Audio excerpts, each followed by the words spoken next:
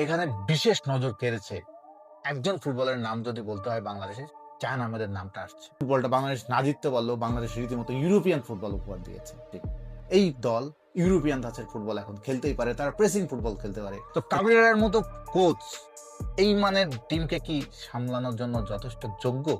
এই প্রশ্নটা কিন্তু আবারও ঘুরে ফিরে আসছে। বাংলাদেশ হংকং 7 গোলের যে থ্রিলিং ম্যাচটা আমরা দেখলাম, ম্যাচের পর হামজা চৌধুরীর অশ্রুসিক্ত চোখ বা তার অভিব্যক্তি দেখে হয়তো অনেকে আবেগতাড়িত বা তার বিশেষ দৃষ্টি কেড়েছে। হামজা চৌধুরীর সঙ্গে আমার আরো একটি দৃশ্য বেশ চোখে লেগেছে।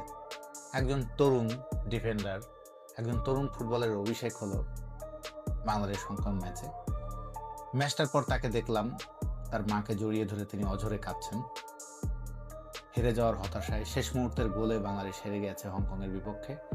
তরুণ এই ফুটবলারের নামটি নিশ্চয়ই আমার আর বলার অপেক্ষা রাখেন। আপনারা নিশ্চয়ই বুঝতে পারছেন কার কথা বলছি। জায়ান আহমেদ, বাংলাদেশি বংশোদ্ভূত এই ফুটবলারের অভিষেক হয়েছে পরশু।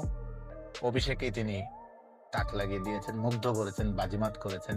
জায়ানের পারফরমেন্স নিয়ে যতটা আমরা অনেক প্রশংসা শুনছি, সঙ্গে একই সঙ্গে একটা আফসোসও হচ্ছে।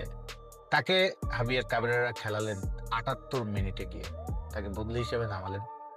তাকে যদি আরো আগে নামাতেন তাহলে নিশ্চয়ই বাংলাদেশের তার আরো অনেক কিছু দেয়ার ছিল এই ম্যাচে।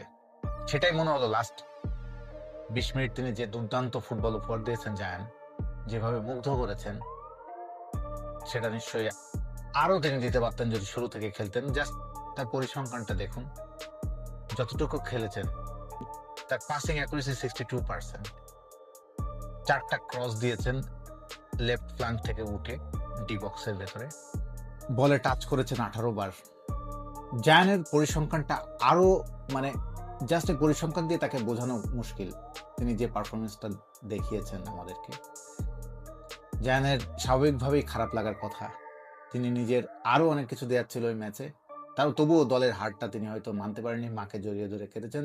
জায়ানের বাবা শরীফ আহমেদ, তার সঙ্গে আমার কথা হচ্ছিল ম্যাচের আগেই। তিনি যখন স্টেডিয়ামে ঢুকলেন, দেখা হলো, বললেন দোয়া করবেন, এই সুযোগ পেলে ভালো খেলতে পারে।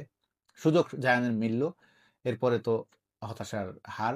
আজকেও যখন জায়ানের বাবার সঙ্গে কথা হচ্ছিল, তিনি জানাচ্ছিলেন সকালবেলা জায়ানের হংকংয়ে আবার ফিরতি ম্যাচ খেলার যে রওনা দিয়েছে বাংলাদেশ দল গিয়েছে, সে যাওয়ার আগে টিম হোটেলে ছেলেকে তিনি হয়তো নানাভাবে উজ্জীবিত করার চেষ্টা করেছেন, একসঙ্গে কফি খেয়েছেন।